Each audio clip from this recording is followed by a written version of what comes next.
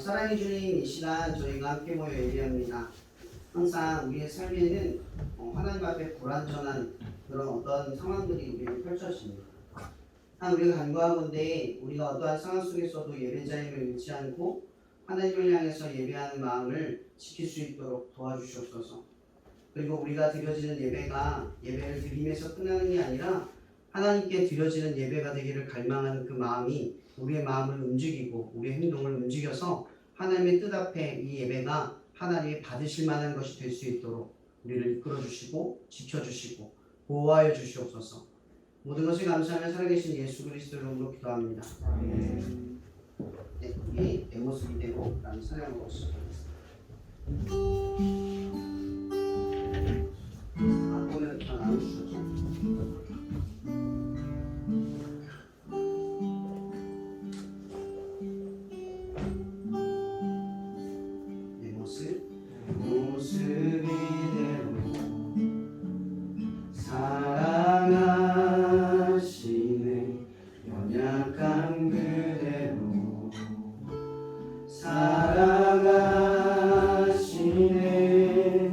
나의 모든 발걸음 주가 하시나니 나 인도하소서 내 모습 이대로 사랑하시네 연약한 그대로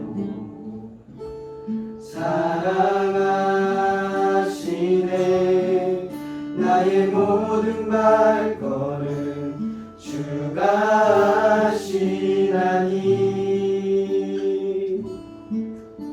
날 인도하소서 주의 날개 아래 거하는 것 주의 임재 안에 거하는 것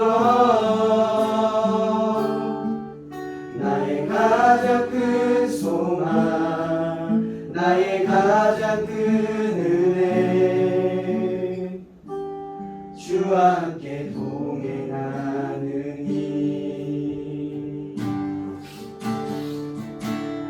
우리가 주변 사람들의 시선 속에서 나의 모습을 그리고 생각할 때가 참 많습니다. 그런데 그럴 때마다 우리가 생각해야 될 것은 하나님 앞에 나의 모습은 어떤 모습일까? 지금은 내 모습이 하나님 앞에 어떻게 비춰질까를 보고 우리가 어떻게 행동할까를 결정해야 합니다. 그런데 우리는 너무나 많은 시간, 너무나 많은 선택 속에서 하나님의 시선이 아닌 사람들이 나를 어떻게 볼까? 그리고 내가 보는 나의 모습 속에서 얼마나 위축된 하나님의 전혀 기록한 모습이 우리 안에 있었는지를 생각해 보게 됩니다. 이 시간 다시 한번 고백할 때는 하나님의 시선 속에 우리가 어떻게 비추는가, 얼마나 존귀하고 특별하고 사랑받을 만한지, 그런 시선 속에서 우리가 이 땅 속에, 이 땅 가운데 살아가고 있는지 다시 한번 그분의 사랑을, 그분의 변하지 않는 시선을 느끼며 다시 한번 고백하며 나아가겠습니다. 내 모습이래요.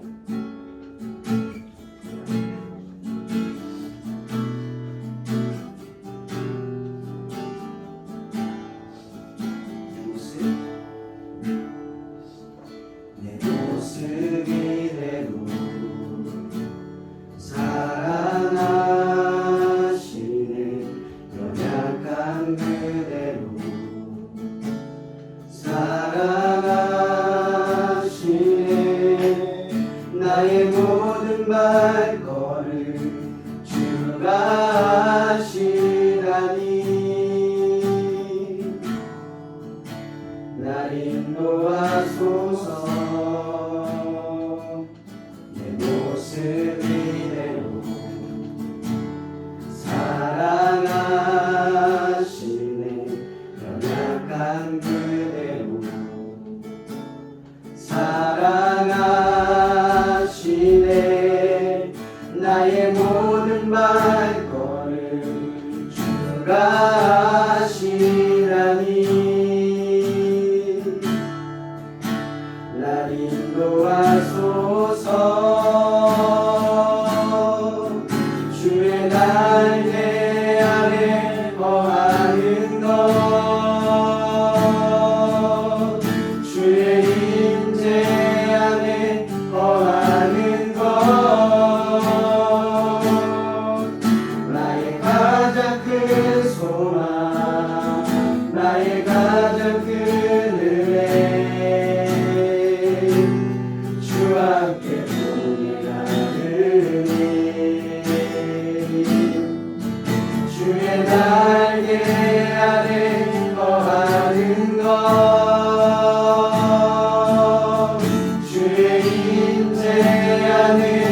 거하는 것 나의 가장 큰 소망 나의 가장 큰 은혜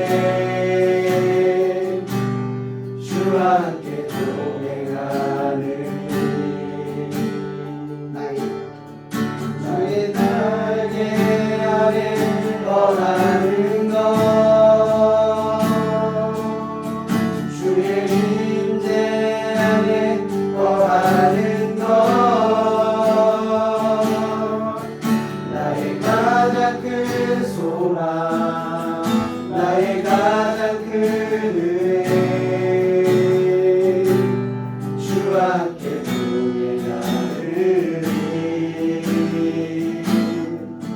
주의 날개 아래 거하는 것 주의 임재 안에 거하는 것 나의 가장 큰 소망 나의 가장 큰 은혜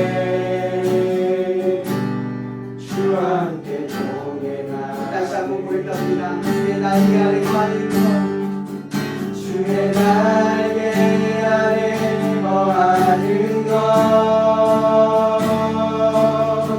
주의 임재 안에 거하는 것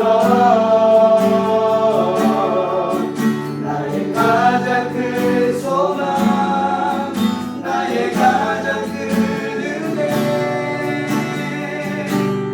주와 함께 동행하는 목소리로 고백합니다. 주의 날개 아래 거하는 것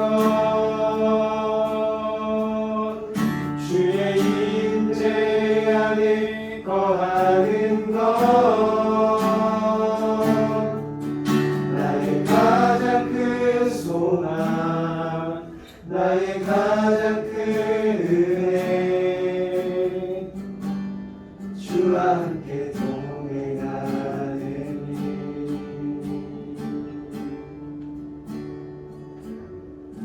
시험 다음 곡은 주가 일하시네 라는 찬양을 하겠습니다. 사실은 찬양의 고백을 할 때 여러분이 보시기에 주님이 여러분의 삶에 일했던 시간들이 한 주간 혹은 하루, 한 달 그 추억이 남아있는 것들이 있습니다. 이건 정말 주님이 했다, 이건 정말 주님이 일했다 라고 느낄 만큼 의지했던 시간, 내 노력보다 그냥 나의 안전한 일상을 살아냄보다 하나님의 필요를 더 느끼고 그분의 일하심을 생각하고 경험할 수 있었던 시간이 우리의 삶에 있었을 거예요. 우리는 간혹 그럽니다. 하나님이 내 삶에 역사할 만큼 고난이 없거나 혹은 내가 믿음이 없어서 하나님을 안 찾아서라고 생각을 하죠.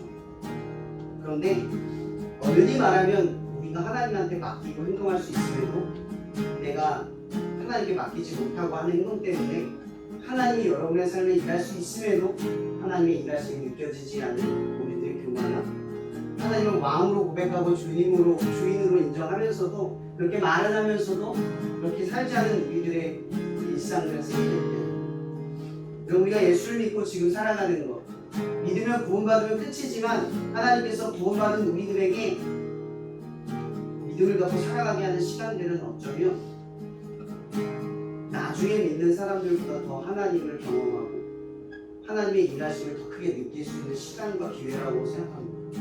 여러분, 살아있는 건 결코 운이 아닙니다.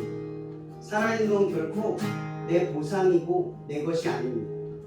우리가 예수를 믿으면 믿는 그 시간부터 우리들에게 주어진 건 우리의 삶에 그리고 하나님 얼마나 살아계신가를 경험하는 일입니다. 그리스도의 삶은 이런 것들을 목적을 두고 하루를 살아가기에 의미가 있고 영원한 것을 사모하기 때문에 내게 주어진 눈앞의 가치를 쫓지 않아서 더 의미가 있습니다. 이 시간 찬양이 고백할 때는 이러한 찬양의 가사를 묵상하며 나갔으면 합니다. 나는 저물어 갈게, 나는 저물어 갈게, 힘들어서 걸을 때 그때가 하나님의 때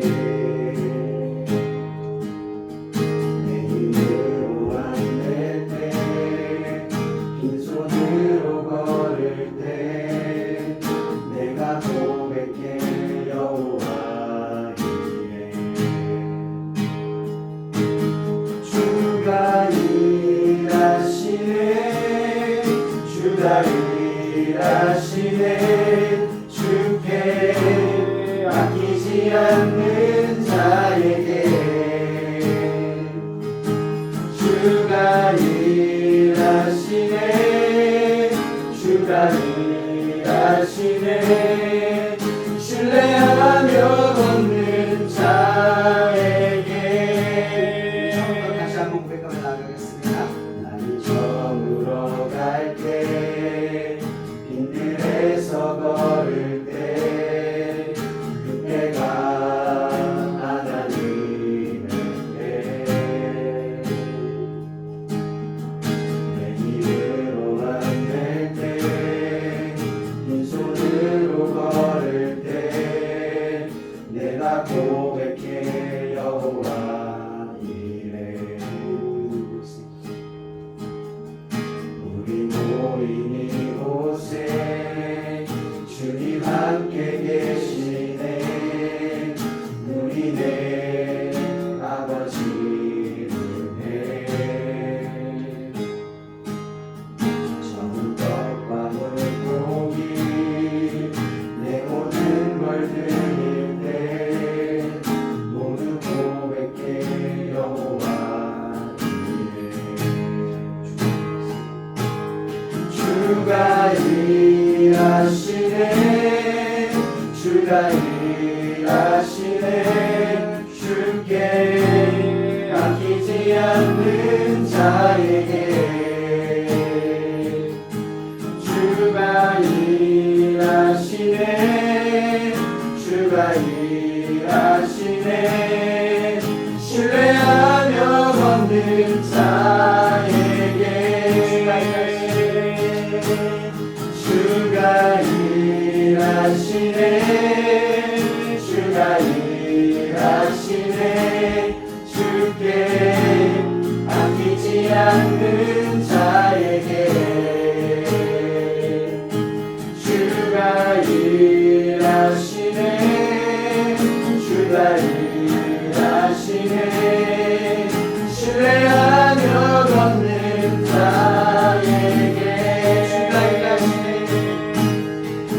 주가 일하시네 주가 일하시네 주께 아끼지 않는 자에게 주가 일하시네 주가 일하시네 신뢰하며 걷는 자에게 주가 일하시네 주가 일하시네 주께 아끼지 않는 자에게 주가 일하시네 주가 일하시네 신뢰하며 걷는 자에게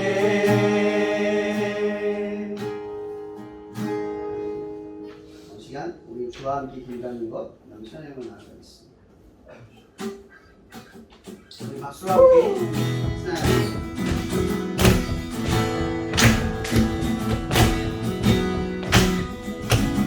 박자를 부르지 않고 신나겠습니다.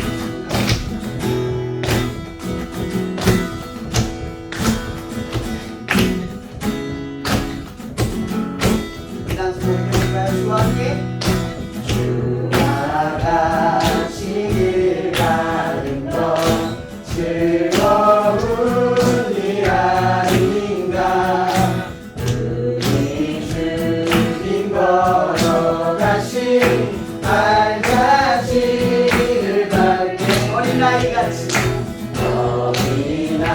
어린아이같이 우리 미련하고 약하나 주의 손에 이끌려 생명길로 가겠네 한 걸음 한 걸음 주의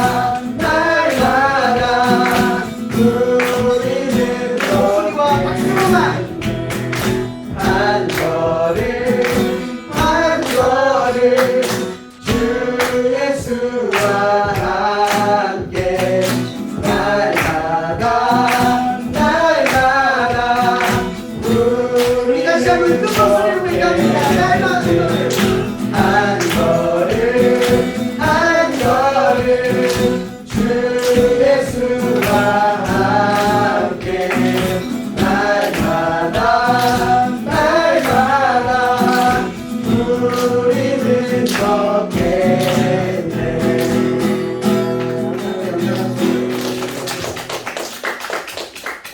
끝으로 비준비하시니라는 찬양으로 나아가겠습니다.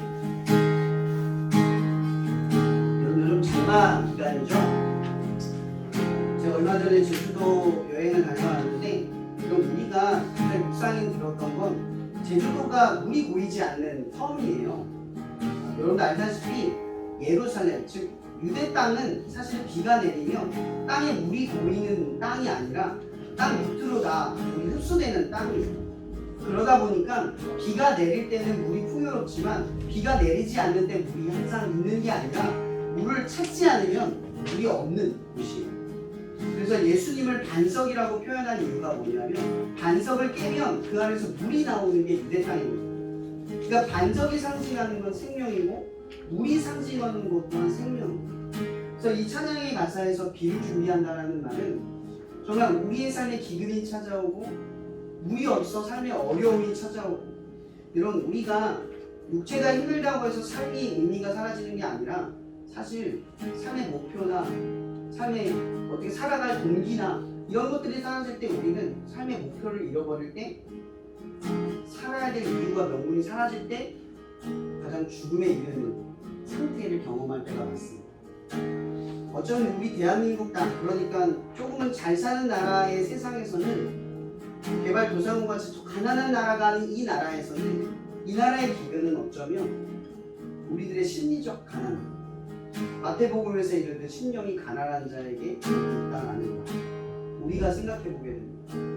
그리고 심령이 가난하다는 말은 마음이 우울하고 힘들고 외롭고 고독한데 그런 사람이 하나님을 의지하고 찾고 경험하기 때문에 복이 있다고 하는 거예요. 비를 준비하시니라는 말은 어쩌면 내가 힘들고 지칠 때 힘듦만이 오는 게 아니라 하나님은 적당한 때 비를 내리기 위해 내게 기근을 주실 때도 있다.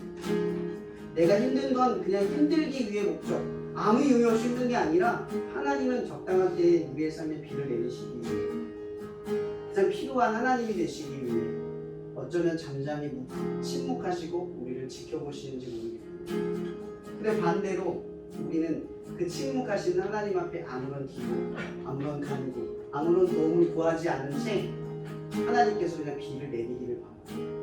그런 믿음은 모든 게 다 우연이고 당연해집니다. 그러나 당연하지 않고 그것이 하나님의 뜻처럼 여겨지는 사람들은 기도하고 바라고 소망합니다. 그래서 하나님을 역사하는 사람은 기도하는 사람이고 기도하는 사람은 하나님의 살아계심을 아는 사람입니다. 이 일이 선순환돼서 반복이 되면 기도는 살아계신 하나님을 향한 관계와 교제가 됩니다. 그런데 우리는 자꾸 하나님 앞에 뭔가 요구하고 필요하다고 말하는 데 멈춥니다. 종교적 신을 대하고 아무런 상관없는 하나님을 대할 때가 참 많습니다. 그분과 나의 감정 상태를 공유할 만큼 내가 힘들고 어려울 때 하나님이 나의 마음을 알아주고 그걸 위로받는다는 감각에는 우리가 더 나아가지 못합니다. 장성한 믿음이 무엇입니까? 비를 준비하는 이 상황에 몰두하는 게 아니라 비를 준비하시는 하나님의 심정과 마음 나를 향해서 어떤 마음을 가지고 기다리고 있는가를 살펴보는 것까지 나아가는 게 우리들의 믿음이라고 생각을 합니다. 이 찬양의 가사를 고백할 때는 먼데 계신 하나님이 아니라 우리 가까이 계신 하나님을 묵상하며 나갔습니다.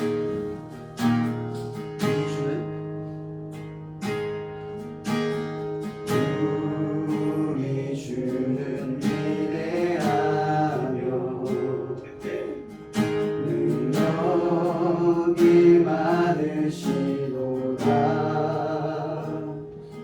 그의 지혜 무궁하며 인자는 영원하도다. 상한 자를 돌주시며 상처를 싸매시도다. 별들의 수를 세시며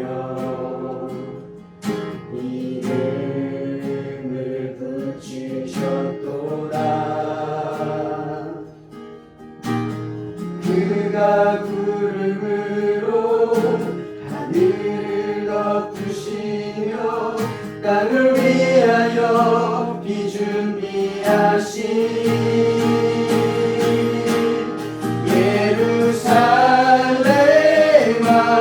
예루살렘아 여호와를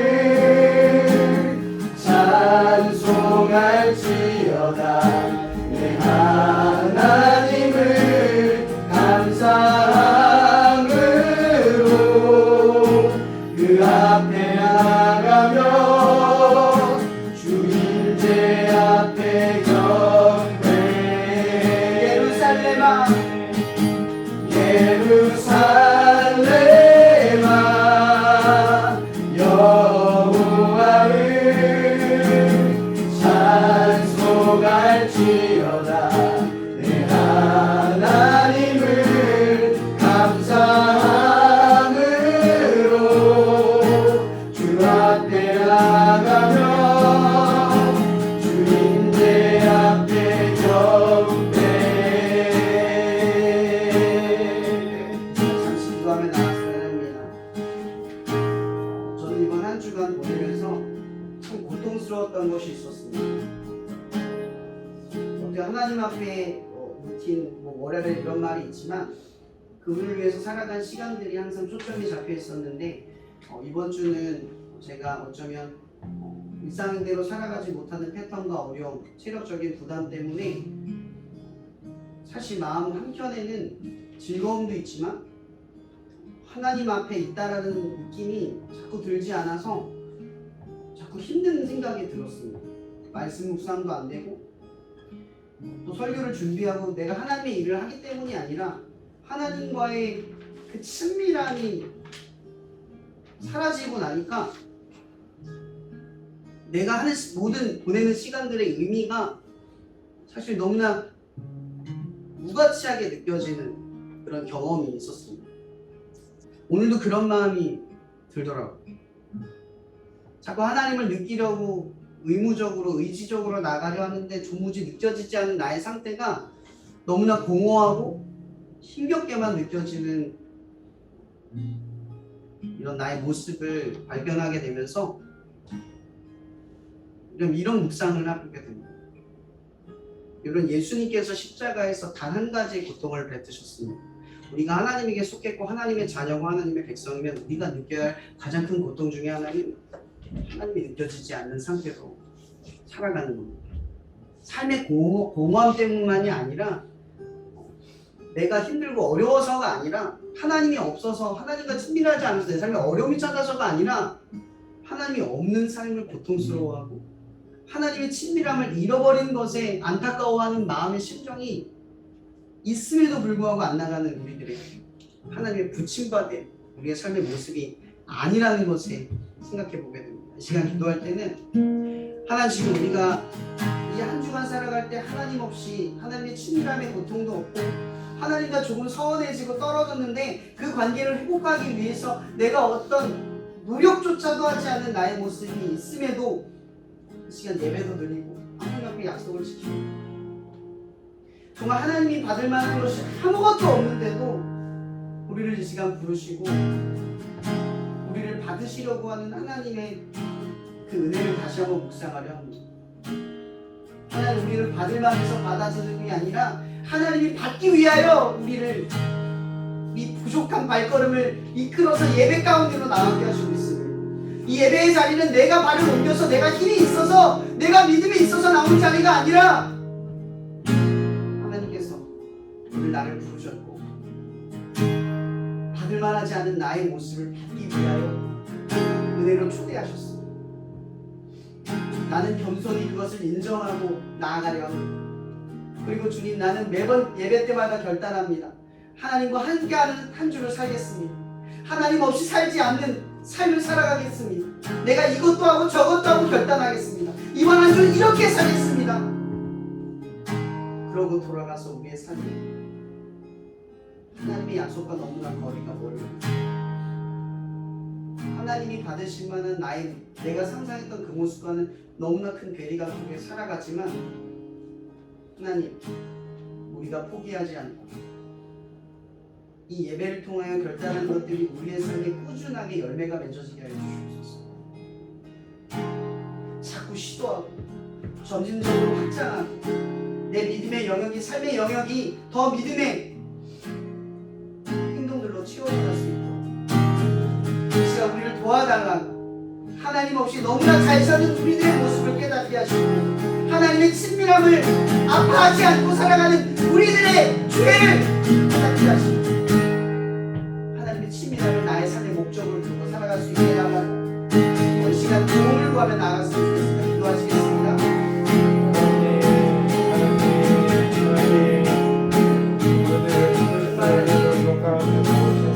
하나님이 없이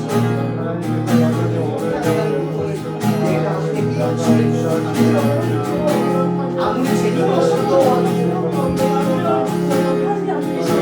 하나님 없이 이제 나는 아무것도 아니고 하나님 내게 공허함을 깨우쳐주셔서 감사합니다. 내게 허무함을 알려주셔서 감사합니다. 내게 외로움을 주셔서 감사합니다. 내게 고독함을 주셔서 감사합니다. 나는 그것 때문에 하나님 없이 살 수 없고 하나님이 필요하고 하나님의 친밀함이 내 삶의 행복에 그것이 내가 해야 할 가장 중요한 일임을 깨닫습니다. 하나님, 나는 거룩함을 사모합니다. 깨끗하고 순결함을 사모합니다. 나는 그때에 가장 당당하고 거리낌이 없고 가장 자유합니다. 거룩함은 나에게 부담을 주는, 의무감을 주는 짐이 아니라 나를 자유케 하는 짐, 하나님의 선물입니다. 나는 거룩할 때 자유합니다. 깨끗할 때 자유합니다. 그 친밀한 속에 나에게 거룩함을 부어주시는 하나님의 따스한 순결을 머물기를 소망합니다. 하는 시간 우리가 공허함을 깨닫지 못하는 것입니다. 이 시간 우리가 외로움 속에서도 하나님을 바라고 하나님을 의지하는 게 없다면, 우리가 힘든가 고통 속에서도 방법을 궁리하고 그 문제를 해소하기 위해 어떤 수단을 찾는 것이 아니라 하나님의 친밀함을 잃어버린 것을 자각하고 그것부터 회복하고 그것부터 다시 시작하는 우리 되기를 원합니다.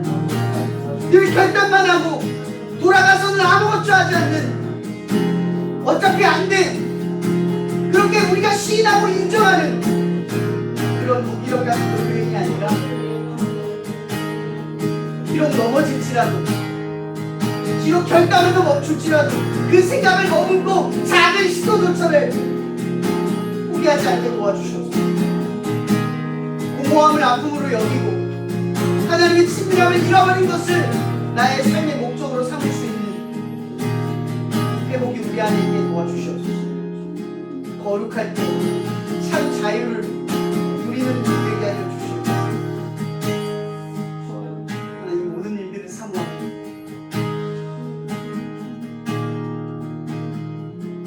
다시 한번 이 찬양을 고백할 때는 여러분들의 기도와 간구가 하나님의 친밀함을 회복할 수 있기를 간절히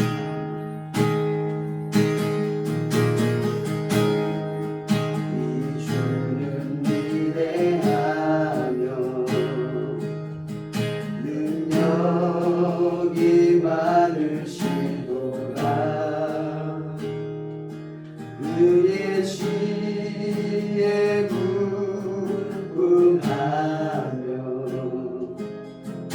인자는 영원하도다. 상한 자를 고치시며 상처를 싸매시도다. 별들의 수를 세시며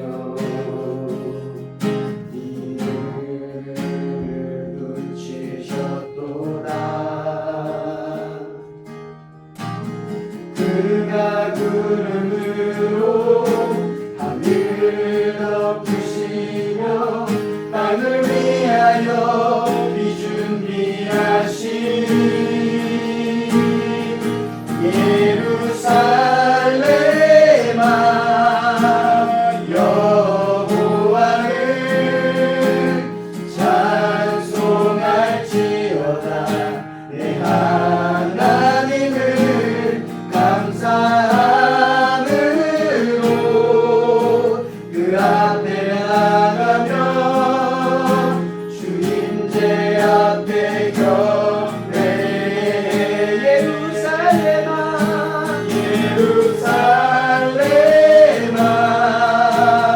여호와를 찬송할지어다 내 하나님을 감사함으로 그 앞에 나가며 주님제 앞에 다시 한번 더 목소리로 고백합니다. 예루살렘아 여호와를 찬송할지어다 내 하나님을 감사함으로 그 앞에 나가며 주님제 앞에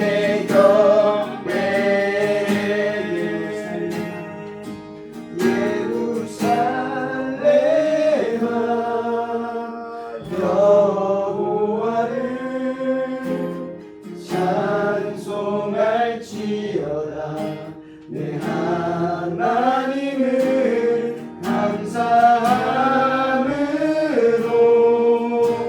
그 앞에 나가며 주님제 앞에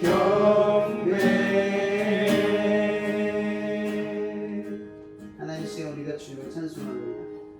할렐루야라는 말 앞에 아멘이라는 고백이 습관처럼 나오는 그런 찬양의 예배가 아니라 내 마음이 이 가사에 담겨지고 이 멜로디에 우리들의 생각에 담겨지기를 소망합니다. 하나님, 우리는 자꾸만 하나님 없이 예배드리고 하나님 없이 살아가고 하나님 없이 문제 해결하고 하나님 없이 잘 살아냅니다. 하나님, 이것이 우리에게 얼마나 큰 죄악인 줄 알면서도 임마누엘 하기 위해 자기의 모든 것을 버리신 예수 그리스도의 십자가의 죽음을 우리는 깨닫지 못합니다. 하나님이 나와 함께하기 위해 무엇을 버렸는지, 하나님이 나와 함께하기 위해 어떤 것을 참고 인내하시며 우리 옆에 한결같은 눈으로 바라보시는지, 우리는 하나님을 느끼지 못해서 하나님이 나와 함께하기 위해 하는 일들을 도무지 눈치채지 못합니다. 그러면서도 우리는 하나님이 나를 위해 아무것도 안 한다고 생각하고 하나님이 느껴지지 않아서 하나님이 내 옆에 없다고 생각합니다. 그러나 하나님이 내 옆에 없는 것이 아니라 하나님은 내 옆에 계시는데 나는 돌아보지도 않고 느끼려고도 하지 않고 찾지도 않습니다. 하나님은 부르시기만 하면 베드로의 손을 붙잡아서 갑작스러운 풍파에서도 그의 손을 재빨리 움켜쥐어 배 위로 건지시는 분인데 우리는 다급한 음성으로 주님을 찾지도 않고 갑작스러운 손길을 내밀어 우리를 붙드시는 손을 경험하지도 못합니다. 하나님, 이 시간 우리가 말씀 가운데 나아갑니다. 하나님과 동행하는 것이 얼마나 소중한가를 알고 그 동행을 누리며 이 땅 가운데 살아갈 수 있도록, 그래서 예수를 믿는 게 다른 누구보다 고난을 받고 더 참고 인내하는 삶으로 오해받는 게 아니라 하나님을 더욱 경험하기, 누구보다 하나님과 가까워지는 시간이기, 누구보다 너 먼저 믿어서 누구보다 하나님을 아는 축복이 있는 고난과 섬김의 시간이기에 얼마나 큰 우리의 상급인지를 우리가 알기를 원합니다. 하나님, 주와 같이 길 가는 것이 즐거운지를 알게 도와주시옵소서. 여기는 아직도 주님과 함께하는 것이 얼마나 즐거운지를 알지 못하는 심령이 있습니다. 그리고 그 심정으로 살아갑니다. 이 시간 우리가 살아계신 하나님을 예배하고 우리와 함께하는 하나님을 섬기는 이로써 마땅히 하나님을 경험하고 하나님을 알고 하나님을 배우고 하나님 없이 살 수 없는 우리 되기를 간절히 바라오며 살아계신 예수 그리스도로 이 찬양을 올려드립니다. 박수! 박수! 힘내! 이거 힘내라 박수입니다. 사실 설교 자리는 참 너무 부담스럽고 부담되는 자리인 것 같아요. 그러니까 항상 목사님 설교하실 때 보면서 나도 저렇게 할 수 있을까 하고 이제 집에서 시뮬레이션 해보면 현실이 시궁창이더라고요. 말을 잘하는 게 진짜 어렵고 하나님 말씀을 하나님 마음을 어떻게 하면 이제 여러분들에게 전하고 제가 만난 주님 저희 삶 속에서 저에게 말씀하신 주님의 마음을 어떻게 하면 전할 수 있을까 계속 고민을 하고 연습을 해도 자꾸 많이 힘들더라고요. 전하는 제 모습이 그렇게 사탄이라 공격을 하고 저한테. 근데 죄인의 어떠한 문제는 하나님의 마음을 전하는데 아무 문제가 없다는 그런 말씀을 들어서 그런 마음으로 말씀을 좀 나눠보도록 하겠습니다. 오늘 말씀 제목은요, 우리를 향한 하나님의 본심이라는 말씀의 제목이고 오늘 본문은 사무엘상 7장 3절에서 6절 말씀입니다. 성경 같이 찾아서 함께 서로 교독하면서 읽으면 좋겠습니다. 사무엘상 7장 3절에서 6절까지 말씀입니다.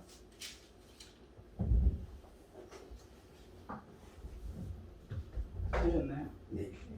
그러면 제가 먼저 읽고 여러분들이 읽으면 교독하며 읽겠습니다. 사무엘이 이스라엘 온 족속에게 말하여 이르되 만일 너희가 전심으로 여호와께 돌아오려거든 이방 신들과 아스다롯을 너희 중에서 제거하고 너희 마음을 여호와께로 향하여 그만을 섬기라. 그리하면 너희를 블레셋 사람의 손에서 건져내시리라.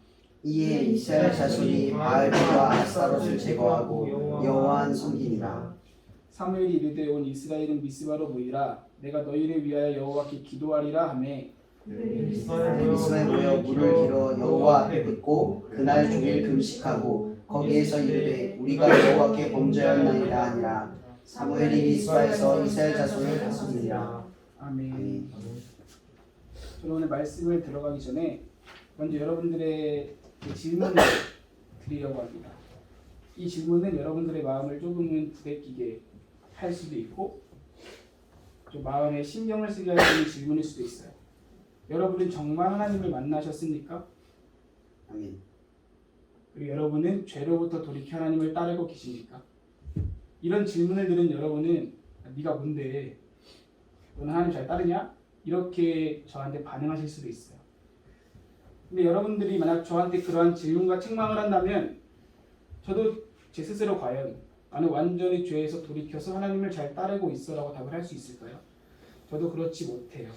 저도 하나님 앞에서 그런 대답을 하지 못할 만큼 온전하지 않고 정직하지 못한 죄인이에요. 그렇기 때문에 저는 이 시간 함께 여러분에게 던진 질문 앞에 함께 서고 싶어요. 나 진짜 하나님을 만났을까? 나 진짜 죄로부터 돌이켜 하나님을 따르고 있을까? 오늘 전해드리고 싶은 말씀은 주제는 회개에 대한 말씀이에요. 오늘 본문의 말씀을 보면요, 이스라엘 백성들이 하나님 앞에서 자신들의 죄악을 회개하는 모습이 등장합니다. 집회 같은 거 보면 미스바 회개의 대성이 이런 집회 많이 봤을 거예요. 유튜브에서. 그 미스바에서 회개를 하는 내용이 나오는 게 오늘 본문의 말씀의 내용이에요. 회개란 이제 원어적으로 히브리어로 슈브라는 단어를 가지고 있는데 뉘우침을 행위로 나타내는 것을 의미해요. 즉 방향을 돌이켜서 하나님께로 돌아가는 행위까지를 회개라고 이야기해요. 그렇다면 우리는 회개에 대해서 생각을 해볼 때 우리는 어떤 것으로부터 하나님께 돌아갔는가, 우리의 죄가 무엇인지를 정확하게 알아야 하고 어디로 돌아가는가, 방향을 정확하게 알아야지 우리가 진짜 하나님 앞에 회개를 할 수 있어요. 오늘 본문의 말씀을 좀 비교해 보면서 우리는 어떠한 죄에 처해 있고 우리는 어디로 돌아가야 하는가에 대해서 함께 나눠보려고 합니다. 여러분, 죄란 뭘까요? 저도 항상 많이 들었던 질문이 술 먹는 게 죄예요? 담배 피우는 게 죄예요? 뭐가 죄예요? 게임하는 게 죄예요? 이런 죄에 대한 질문을 저 스스로도 많이 주님께 던지고 많이 들었던 것 같아요. 우리는 보통 죄에 대해서 어떻게 생각을 하냐면 우리가 잘못된 행동을 하면은 어떠한 기준이 있고 그 기준에 맞지 않는 행동을 했을 때 우리는 죄를 지었다고 생각을 해요. 죄에 대한 이러한 개념은 우리가 살아오는 사회에서 느끼는 가치관을 통해서 가지게 되는데 우리 사회에 법이 있잖아요. 법을 지키지 않으면 우리가 죄를 범한 것처럼 우리는 법을 지키지 않는 행위를 했을 때 죄를 지었다고 이야기를 해요. 근데 성경에서 죄에 대한 정의는요, 우리 사회와는 완전히 달라요. 성경에서는 죄를 행위가 아니라 존재로 정의해요. 즉 잘못된 행위를 짓기 때문에 우리가 죄인이라는 게 아니라요. 우리가 죄된 존재이기 때문에 잘못된 행위를 지을 수밖에 없다고 성경은 정의를 해요. 로마서 3장 말씀을 보면 3장 9절에서 이렇게 이야기를 해요. 그러면 어떠하냐? 우리는 나으냐? 결코 아니라 유대인이나 헬라인이나 다 죄 아래 있다고 우리가 이미 선언하였느니라. 23절에 보면 모든 사람이 죄를 범하였으면 하나님의 영광에 이르지 못하더니 성경은 끊임없이 우리 인간의 깊숙한 마음속에 죄라는 존재적 문제가 있음을 알려줘요. 이 말씀은 이제 로마서가 아니라 예수님께서 이 땅에 오셨을 때도 예수님께서 이 문제를 많은 사람들에게 끊임없이 말씀해 주셨어요. 마태복음 5장 말씀을 보면 산상수훈 말씀과 예수님이 사람들에게 율법의 기준을 다시 제정해 주세요. 마태복음 5장 27절, 28절 말씀을 보면 또 간음하지 말라 하였다는 것을 너희가 들었으나 나는 너희에게 이르노니 음욕을 품고 여자를 보는 자마다 마음에 이미 간음하였느니라.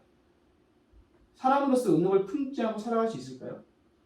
구약시대 하나님의 법은 음욕을 품고 행위를 하면 죄라고 정의를 내렸는데 예수님이 이 땅에 오신 다음에는 음욕을 품고 마음에 음욕을 품자마자 죄래요. 그리고 형제들한테 형제를 때려 죽인 게 죄가 아니라 살인이 아니라 형제의 마음속으로 형제를 미워하는 게 살인이라는 거예요. 이런 죄의 기준을 봤을 때 구약시대의 법에서 예수님께서는 한 단계 더 율법을 상향시키셨어요. 율법을 지키지 않는 행위로 우리가 죄인인 게 아니라 우리의 존재 자체가 죄인임을 주님께서는 우리에게 알려주고자 하셨던 거예요. 구약시대에 이스라엘 백성들을 보면요, 우리는 정말 답이 없다고 느끼죠. 얘는 왜 이러나. 왜냐하면 계속 하나님 앞에 반복적으로 죄를 짓고 죄를 지어요. 막 진짜 사사기 사무엘상 말씀을 보면 7장에서 하나님 앞에 회개를 해요. 8장에서 죄를 지어요. 9장에서 또 회개해요. 또 죄를 짓는 끊임없는 죄된 반복이 이루어져요. 근데 만약에 이스라엘 백성이 이렇게 죄된 행위를 반복하다가 나중에 하나님을 잘 따르게 되었다 이렇게 말씀해서 결론이 나면은 그러면은 우리의 죄된 문제는 존재적 문제가 아니라 그냥 죄된 행위를 지었으니까 우리는 죄인이야 라고 생각할 수 있는데 이스라엘 백성이 죄 때문에 멸망해요. 성경에서는 그렇게 결론이 나요.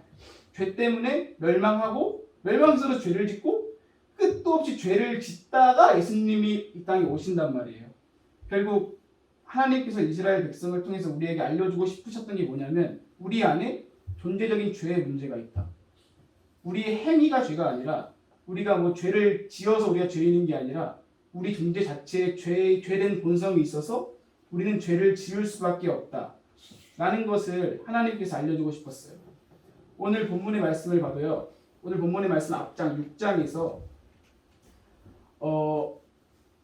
이스라엘 백성이 하나님 앞에 죄를 범하고 하나님의 언약궤를 블레셋한테 빼앗기게 돼요.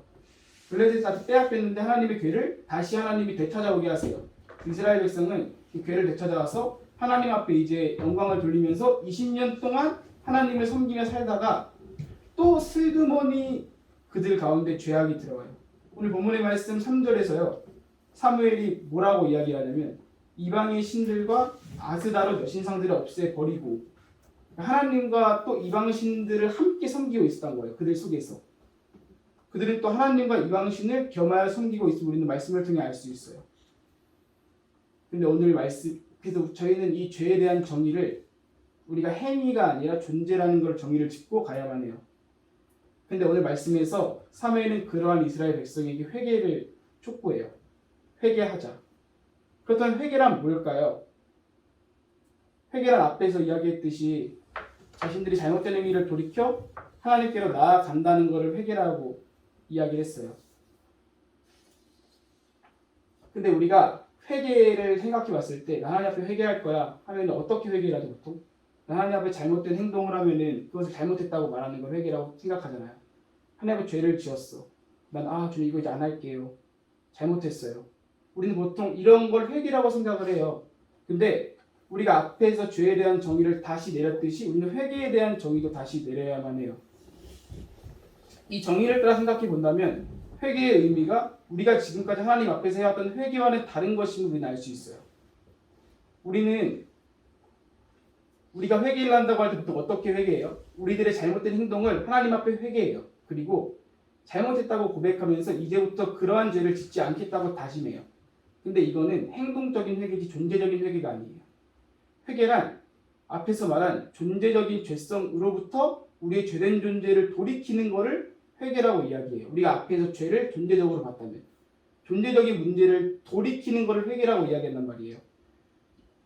그런데 우리가 알아야 될 건요. 우리의 어떠한 행위와 능력으로 우리의 존재적인 죄성을 돌이키는 건 불가능하다고 우리는 알아야 돼요.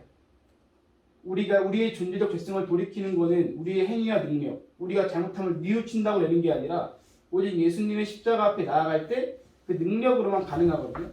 그래서 예수 그리스도를 믿음으로써 존재적으로 죽어야만 하는 죄인에서 의인으로 넘겨진 놀라운 복음의 능력을 경험하는 게 회개라는 정의예요.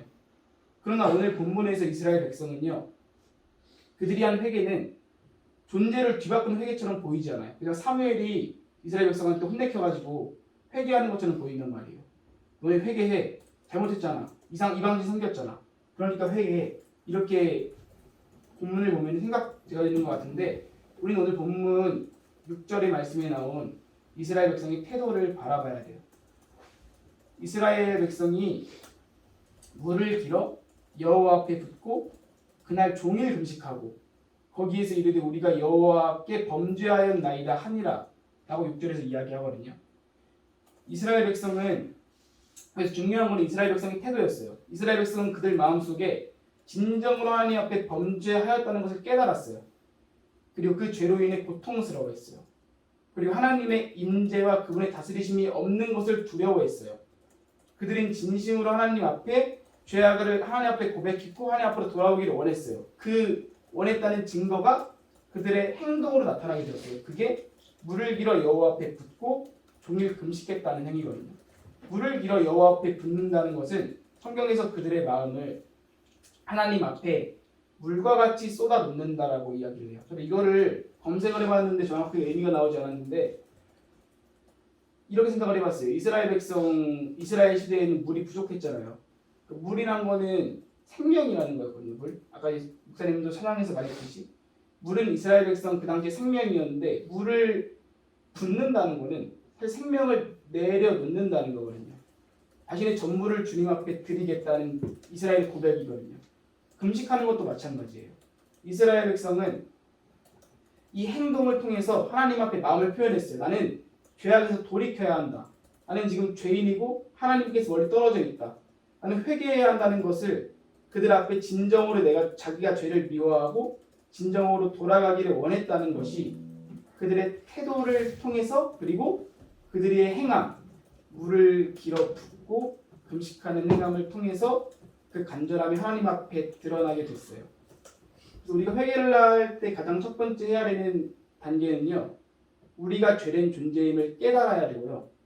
그리고 소망이 없음을 알아서요. 하나님 앞에 이스라엘 백성과 같이 죄에 대해 애통해하고 하나님께로 돌아가고자 하는 우리의 태도가 있어야 돼요.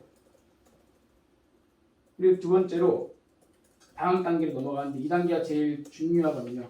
회개에서 중요한 건 뭘까요? 우리가 어떤 사람한테 잘못을 했어요. 근데 중요한 건 그 사람이 잘못을 받냐 안 받냐잖아요.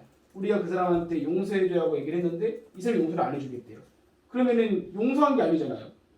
근데 그래서 회개를 할 때는요. 중요한 건 회개를 하는 사람의 마음이 아니라 회개를 받는 대상의 마음이 무엇보다 중요해요.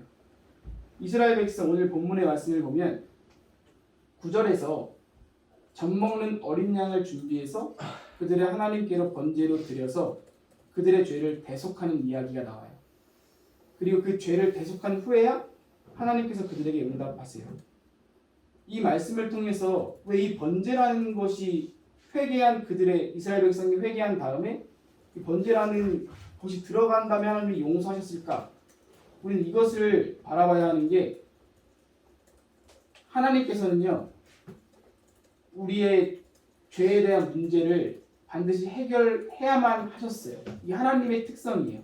하나님은 공의로우시잖아요. 하나님은 공의로우시기 때문에 우리의 죄를 보고 죄 없다 하실 수가 없는 거예요. 그냥 얘네가 나한테 회개하네? 얘네 마음이 나를 돌이키는 것 같네? 너 죄 없어. 이렇게 하시는 게 하나님의 공의로우심이 아니에요. 하나님의 공의로우심은 죄에 대한 대가를 누군가는 반드시 치러야만 하고 누군가는 죄에 대한 대가로 죽어야만 하고 그 죄에 대한 대가가 사라질 때 하나님이 이 사람을 용서하실 수 있는 게 하나님의 공의로우심이에요. 그래서 하나님께서 이 말씀을 통해서요. 9절에서 왜 젖 먹는 어린 양을 하나님께 번제로 드렸냐.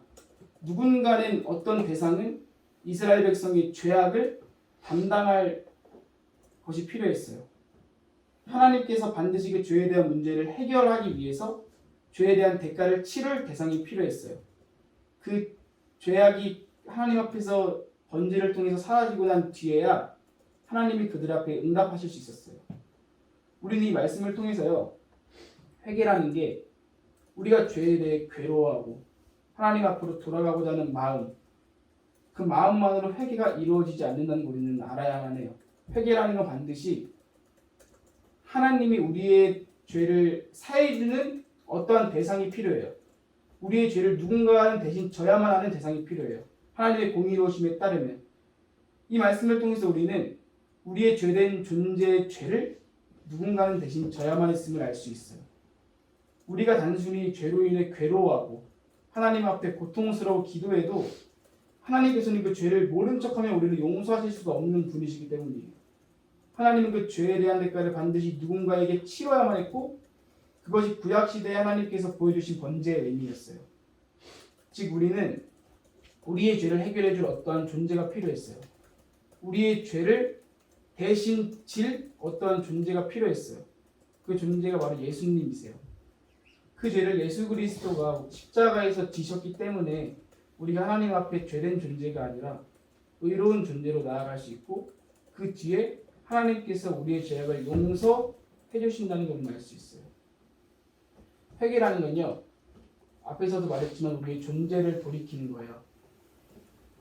즉 죄된 존재일 수밖에 없는 나의 죄악을 이 나의 죄악된 실상을 하나님 앞에 철저하게 깨달아서 하나님 앞에 엎드려서 그분의 은혜를 구할 때 예수 그리스도께서 우리에게 행하신 십자가의 은혜를 하나님이 알게 하시고 우리는 그 십자가의 은혜 앞에 나아가서 우리의 죄된 존재를 돌이켜 이제 죄인이 아니라 의로운 하나님의 자녀로 우리의 시선을 돌리는 것, 이것을 우리는 회개라고 정의할 수 있어요. 우리는 죄인이기 때문에 매 순간 넘어지고 죄를 지어요. 그런데 회개는요. 그러한 우리의 행위를 하나님 앞에 말로 고백하며 잘못했어요라고 하는 게 아니라 그 죄로 인해 이루신 진리, 죄인에서 의인으로 바꿔주신 예수님의 놀라우신 십자가의 은혜를 믿고 우리의 시선을 뒤바뀐 존재, 죄인에서 의인으로 뒤바뀐 존재로 돌리는 것, 이것을 회개라고 정의할 수 있어요. 즉 우리는 매 순간 회개해야 돼요. 우리는 매 순간 넘어지고 죄를 지을 수 있기 때문이에요. 그리고 우리는 매 순간 회개하며 우리의 시선을, 우리의 존재를 하나님이 바꿔주시고 진리로 결론 지어야만 해요.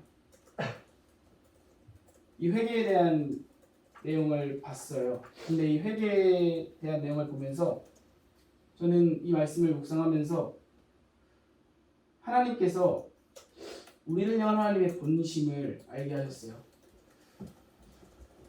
오늘 본문의 말씀을 보면 이스라엘 백성은 하나님 앞에 이렇게 회개를 한 후에도 하나님의 번제를 드리고 난 후에도 얼마나 또 죄를 지어요.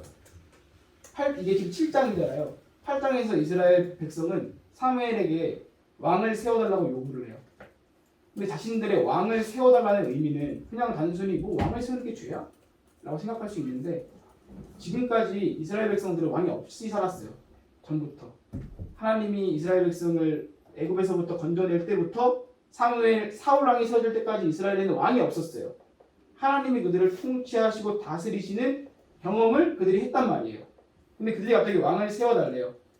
그 의미는 자신들을 위해서 하나님이 지금까지 제시하시고 그들을 다스리던 길을 따르기보다 그들 주변에 있는 나라들, 세상 나라들의 통치 방식을 따르는 것을 그들이 선호했다는 의미였어요. 즉 하나님이 자신들의 진정한 왕이라는 사실을 부인하는 태도였어요. 하나님은 왕을 세워달라는 이스라엘의 태도에 8장에서 이렇게 말씀하세요. 주님께서 사무엘에게 말씀하신다. 백성이 너에게 한 말을 다 들어주어라. 그들이 너를 버린 것이 아니라 나를 버려서 자기들의 왕이 되지 못하게 하는 것이다.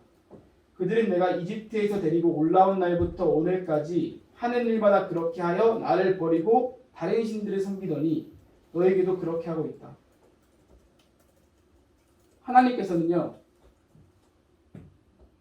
이러한 그들의 죄악된 모습에 하나님 마음 아파하셨어요. 오늘 말씀을 통해서 하나님께서는 이것이 죄라고 하셨어요. 근데 이러한 그들의 죄악된 모습에 하나님께서 어떠한 태도로 반응하시는지는 우리는 볼 수 있어요. 우리는 회개를 받으시기를 원하신 하나님의 본심을 알 수 있어요. 하나님께서는 이스라엘의 죄악된 모습 가운데 결국 이스라엘의 원함대로 사울이라는 왕을 준비하셨고, 그를 사무엘을 통해서 기름 부어서 이스라엘의 첫 번째 왕으로 세우시죠. 그때 하나님의 마음이 9장 16절에 등장해요. 내일 이맘때에 내가 베냐민 땅에서 한 사람을 내게로 보내리니 너는 그에게 기름을 부어 내 백성 이스라엘의 지도자로 삼으라. 그가 내 백성을 블레셋 사람의 손에서 구원하리라. 내 백성의 부르짖음이 내게 상달되었으므로 내가 그들을 돌보았노라. 내 백성의 부르짖음이 내게 상달되었으므로 내가 그들을 돌보았노라. 이스라엘 백성이 죄악을 짓고 있는 그 순간 속에서도 하나님의 시선은 그들의 아픔, 그들의 마음, 죄로부터 돌이키기를 원하시는 그들의 마음에 하나님의 시선은 가 있었다는 거예요. 하나님의 마음에는 이스라엘의 죄악을 심판하시고 그 죄에 대한 대가를 갚으시려는 마음이 있었던 게 아니라, 하나님께서는 이스라엘의 고통을 들으셨고 그들의 마음, 그들의 아픔에 공감하시면서 그들이 가장 원하는 것을 들어주고 싶어 하셨어요. 비록 그것이 하나님의 마음을 아프게 하는 일임에도 말이에요. 우리는 회개를 할 때 하나님이 우리의 회개를 받아주지 않으신다고 착각을 해요. 우리의 죄악이 하나님과 우리 사이의 관계를 갈라놓아서 하나님께서 우리를 싫어하시고 용서하지 않으신다고 생각을 해요. 그러나 하나님께서는 우리를 바라보실 때요, 아까 죄에 대한 우리는 정의를 다시 내렸죠. 행위가 아니라 존재라고. 하나님은 우리를 존재로서 바라보세요. 아기가 갓난아기가 태어났는데 갓난아기가 뭘 해야지 엄마한테 사랑받아요? 갓난아기가 태어났는데 갓난아기가 돈을 벌어야지 엄마한테 사랑받아요? 갓난아이가 그냥 갓난아이는 존재로서 엄마 아빠한테 사랑받는 거예요. 부모님이 그냥 존재로서 그 아이를 너무나도 사랑하듯이 하나님께서는 우리들의 시선을 어떻게 보시냐? 예수님의 피로 의롭게 된 우리들의 모습을 영원히 그러한 존재로 바라보시는 거예요. 우리에게 하나님이 우리의 마음을 부대끼게 하시는 것도 우리를 심판하려 하심이 아니라 우리를 사랑하셔서 하나님이 책망하신다는 거예요. 저는 오늘 여러분들에게 다시 질문하고 싶어요. 정말 하나님을 만나셨나요? 정말 하나님 앞에서 죄를 돌이켜 하나님을 따르고 있나요? 하나님께서는요, 사람마다 모두 다양한 방식으로 만나주세요. 각 사람이 다 하나님을 만난 경우가 달라요. 어떤 사람은 죄에서 돌이켜서 완전 뒤집어져서 만나기도 하고, 어떤 사람은 하나님의 공간 안에서 지속적으로 하나님의 은혜를 받으며 하나님을 만나기도 해요. 누군가에는 함께 기쁨을 나누며 하나님 만나주시고요, 누군가에게는 위로를 해주면서 먼저 다가가 주시고요, 하나님은 각 사람에게 그 사람에게 가장 맞는 방법으로 다가가 주세요. 근데 하나님을 진정으로 만난다는 거는요, 생명 되신 예수 그리스도를 만나는가? 우리는 이 질문을 해봐야 돼요. 우리는 처음에 하나님을 위로자로 만날 수도 있고요, 친구로 만날 수도 있고요, 함께 기뻐하는 분으로 만날 수도 있고요, 우리 엄마 아빠의 하나님으로 만날 수도 있고요. 근데 우리는 진짜 하나님을 생명으로 만났나? 진짜 예수님이 나를 죄인에서 의인으로 옮겨줬다는 그 확신이 여러분들 안에 있는가? 이 질문을 여러분들 안에 정직하게 하셨으면 좋겠습니다. 아직 생명으로 만났다는 확신이 없고, 아직 생명으로 주님 만났다는 확신이 없다고 낙담하지 마세요. 죄 가운데 있다고 낙담하지 마세요. 우리를 향한 하나님의 마음, 우리의 존재를 사랑하시는 하나님의 마음과 그분의 사랑 앞에 함께 나아가면 좋겠어요. 그분은 우리를 용서해 주실 것이고요. 우리의 존재를 뒤바꿔서 하나님의 자녀를 세워주실 거예요. 그것이 하나님의 은혜예요. 마지막으로 이 말씀으로 오늘 말씀을 마치려고 하는데요. 요한일서 1장 9절 말씀입니다. 만일 우리가 우리 죄를 자백하면 그는 미쁘시고 의로우사 우리 죄를 사하시며 우리를 모든 불의에서 깨끗하게 하실 것이요. 요한복음 3장 말씀입니다. 하나님이 세상을 이처럼 사랑하사 독생자를 주셨으니 이는 그를 믿는 자마다 멸망하지 않고 영생을 얻게 하려 하심이라. 하나님이 그 아들을 세상에 보내신 것은 세상을 심판하려 하심이 아니요 그로 말미암아 세상이 구원을 받게 하려 하심이라. 여러분들을 향한 하나님의 마음은 심판하려 하심이 아니라 구원하려 하심이라는 것을 이 시간 함께 기억하시면서 기도하고 마치겠습니다. 기도하겠습니다. 사랑의 하나님 감사합니다. 오늘도 제가 참 말하는 게 부족해서 쏟아내듯이 이야기를 했지만 이거 하나 기억하고 싶습니다. 우리는 정말 주님을 만났습니까? 우리는 정말 죄에서 돌이켜 하나님을 따르고 있습니까? 하나님께서는 우리를 죄인으로 보시지 않으시고 의인으로 바라봐 주시고 하나님께서는 우리가 하나님의 주시는 사랑과 은혜를 풍성하게 누리며 살아가기를 원하시는데 하나님 우리들의 아닌 죄악들이 우리의 시선을 막고 우리 아닌 우리의 죄악들이 하나님과의 관계를 가로막아서 우리가 스스로 하나님을 떠나게 만듭니다. 하나님 당신의 마음을 기억하게 하여 주세요. 하나님은 우리를 심판하려 하심이 아니요 우리를 용서하기 위하셔서 우리를 사랑하기 위하셔서 자기 아들을 이 땅에 보내주셨고 우리를 용서하시고 지금도 성령님을 통하셔서 우리와 함께하고 계십니다. 우리가 이 주님의 사랑을 기억하며 매일의 삶 속에서 하나님을 향한 뜨거운 열망과 우리의 하나님을 향한 마음을 가지고 주님 앞에 매 순간 회개하며 주님의 진리, 죄인이 아니라 의인이 되었다는 하나님의 말씀을 진리로 매 순간 결론 지으며 끊임없이 죄 속에서 나는 왜 이러지? 나는 왜 맨날 무너지지? 그렇게 고민하고 낙담한 우리들이 아니라 주님의 진리의 말씀을 붙들고 일어나 하나님이 우리에게 새롭게 내려주신 하나님의 자녀된 권세를 가지고 땅을 살아갈 수 있도록 도와주세요. 감사하며 사랑이 많으신 예수님의 이름으로 간절히 기도합니다.